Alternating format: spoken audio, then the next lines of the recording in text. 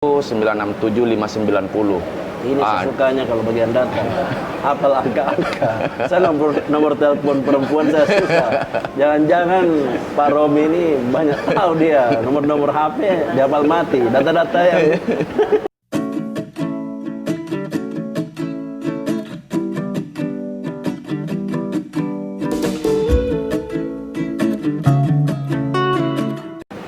Halo teman-teman penyelenggara, ketemu lagi dengan saya Gunawan Mashar, anggota KPU Makassar, Divisi Teknis Penyelenggaraan.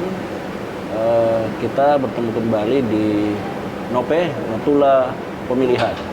Jangan lupa subscribe, jangan lupa bunyikan loncengnya supaya update-update-nya terus kita ikuti. Teman-teman penyelenggara, kali ini saya bersama dengan sekali lagi tamu istimewa saya ya. Anggota KPU Makassar, Divisi Data dan Informasi, Bapak Romi Harminto. Tapi beliau ini kita panggil Panglima ya. Atau sekarang panggilan bekennya Opa. Bagaimana kabar Opa? Sehat ya? Ya, alhamdulillah sehat, Pak Gun. Apalagi tahapan-tahapan sekarang sudah sangat banyak yang beririsan.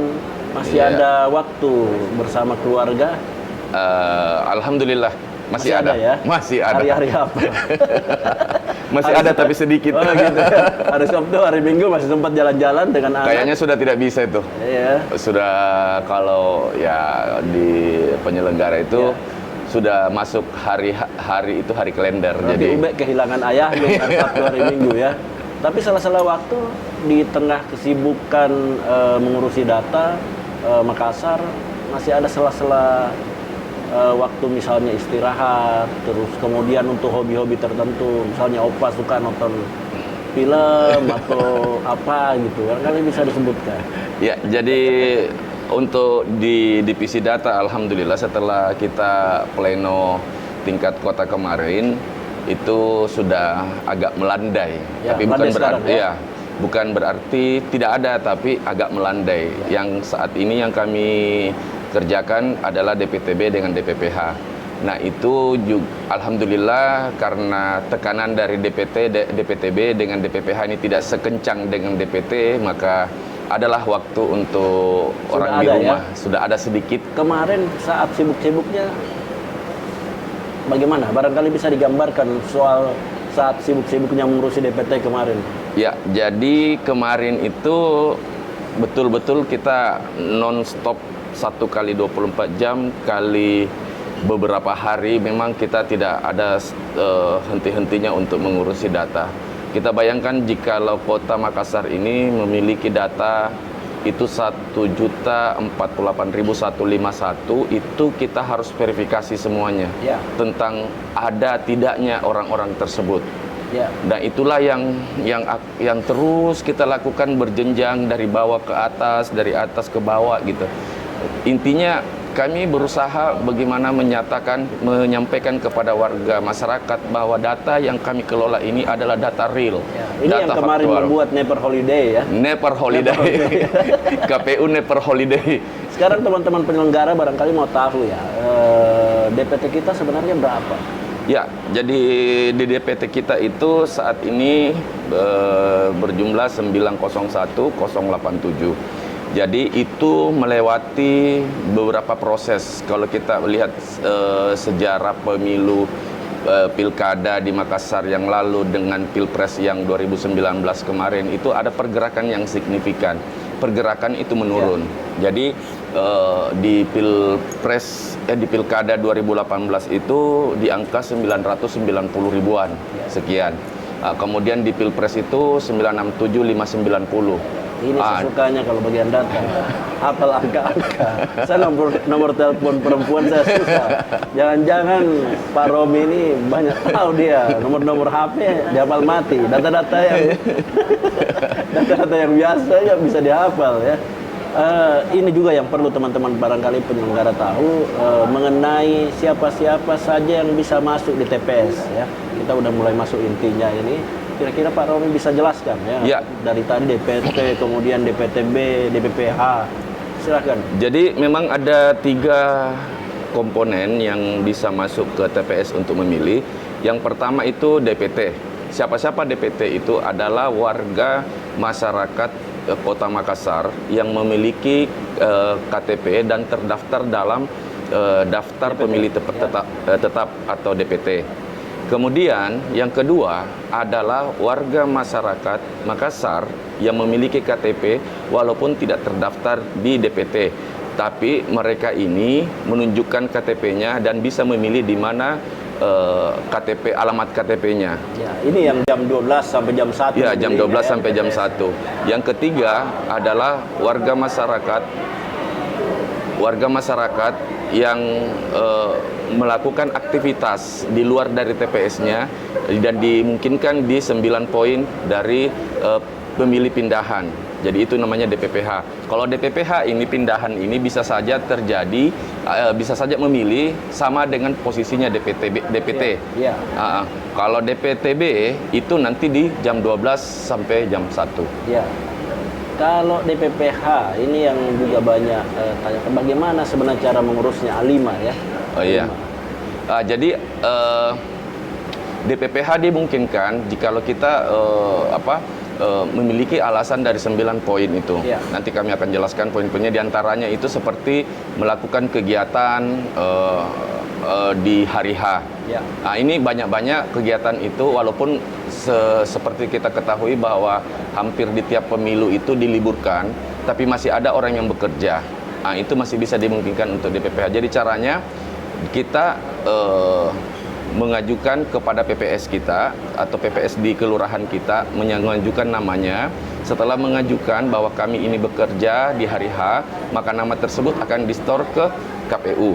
Ya. Dan di KPU lah yang akan dibuatkan surat pindah pemilih atau A5.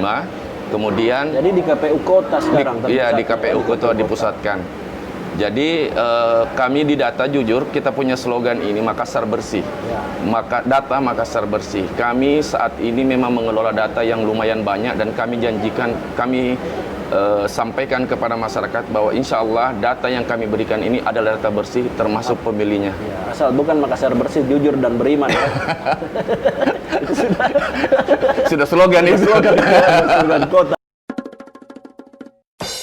Ya. Nah ini masih lagi yang soal DPPH, saya kira menarik ya. Selain A5 berarti ketika pemilih DPPH masuk di TPS cukup menunjukkan A5 dan juga KTP pastinya ya. Yeah. Tetap KTP menjadi bukti administrasi. Ya, sesuai dengan PKPU 19/2019 bahwa yang dimungkinkan persyaratan utama ada pemilih adalah memiliki KTPL. Ya. Itu poin pertamanya. Artinya apa? Itulah persyaratan utama untuk menjadi pemilih di TPS-TPS nanti. Jadi walaupun dia DPTB, DPT maupun DPPH tetap menunjukkan KTPL-nya. Karena kami kemarin sudah koordinasi dengan Disduk Capil dari DPT kami yang 901087 itu didapati 31872 yang belum rekam. Ya. Setelah kami koordinasi dengan Dinas Pendudukan dan Catatan Sipil, setelah melakukan perekaman dalam beberapa minggu ini tersisa 2172. Ini jadi sisa dilakukan perekaman ya. Iya, jadi sisa 2172 orang pemilih yang masih berkode belum merekam. Dari 31 padahal secara administrasi harus ada KTP-nya. Iya, supaya bisa masuk TPS. Dan itu kami sudah koordinasi dengan Disduk Capil. Alhamdulillah dia dari Disduk Capil itu membuka perekaman di hari Sabtu Minggu sampai di tanggal 6. Ini yang penting ini. Itu yang penting ya. Nah sekarang masih soal DPPH sebenarnya. Salah satu yang masuk DPPH kan orang sakit ya. Iya, betul. Keluarga orang yang sakit. Iya. Nah ini kan banyak pertanyaan misalnya bagaimana dengan orang sakit itu sebenarnya kapan didata? Itu pendataan untuk warga yang menemani atau mendampingi atau dalam kondisi sakit itu nanti di pertanggal 4 ya. Berarti Hamin 3 ya. Hamin 3 ya. Hamin 3 ya. Iya, jadi Hamin 3 mulai 4, 5, 6. Jadi 3 hari itu. Dan itu memang memastikan bahwa orang sakitnya bukan keluar tanggal 6-nya misalnya. Iya, dan dipastikan ya. Itu. Iya. Dipastikan bahwa yang bersangkutan itu tidak meninggalkan rumah sakit di tanggal 9 nanti. Terus setelah pendataan, apakah didaftarkan di TPS terdekat rumah sakit atau seperti apa? Kita daftarkan. Daftarkan di TPS yang dekat rumah sakit ya? Iya, kita arahkan ke TPS rumah sakit. Berarti masuk di daftar DPPH-nya ya? Iya, masuk di daftar DPPH-nya. Sekarang lagi, yang saya yakin ini teman-teman penyelenggara banyak yang bertanya, bagaimana dengan hotel-hotel wisata COVID misalnya? Apakah yang di sana itu didaftarkan atau seperti apa? Masih dimungkinkan didaftarkan. Memungkinkan didaftarkan. Iya, dimungkinkan Termasuk didaftarkan. barangkali masuk yang di tanggal 4 itu. Iya, Ya? termasuk perawat-perawatnya, karyawan. Kalau hotel itu termasuk karyawan-karyawannya. Berarti arahnya ke TPS yang Terdekat. Tapi bagaimana dengan perhitungan bahwa TPS kan surat-surat cadangannya hanya berapa jumlahnya? Sementara DPPH kan juga memakan memakan suara cadangan sebenarnya. Iya. Itu seperti apa? Jadi ini kejadian di 2019 kemarin di TPS Lapas. Ya. Di TPS Lapas itu kemarin cuma terdaftar 187 orang. Ya. Sementara pada hari H ternyata membludak hampir 800 orang. Ya. Sementara 187 plus 2,5% itu tidak mencukupi. Tidak mencukupi. Makanya instruksi dari KPU bahwa ketika dalam satu kondisi TPS itu tidak mencukupi suara, maka dimungkinkan untuk mengambil suara-suara di sekitarnya. Jikalau tidak bisa di kelurahan, Suara di sekitarnya, suara-suara cadangan di sekitarnya. suara-suara cadangan sisa TPS-TPS di sekitar, TPS ya. sekitarnya. Makanya untuk menyikapi itu kita perlu pendataan awal.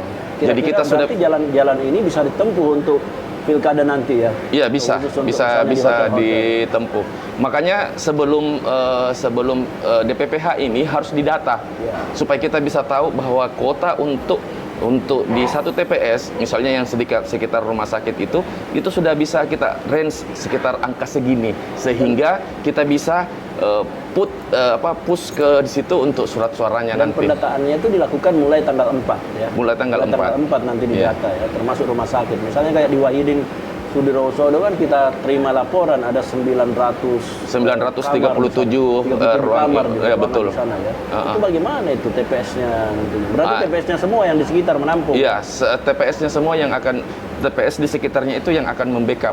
Jadi untuk wilayah-wilayah di sekitar rumah sakit, sekitar misalnya perawatan COVID dan lainnya, itu semua TPS-TPS yang lainnya membantu menyupport Kira-kira berapa suara-suaranya. TPS itu yang bisa mensupport dengan jumlah 900? Kalau ini kan kita dibatasi dengan Bisa angka jadi misalnya TPS-nya itu isinya hanya DPPH saja kan?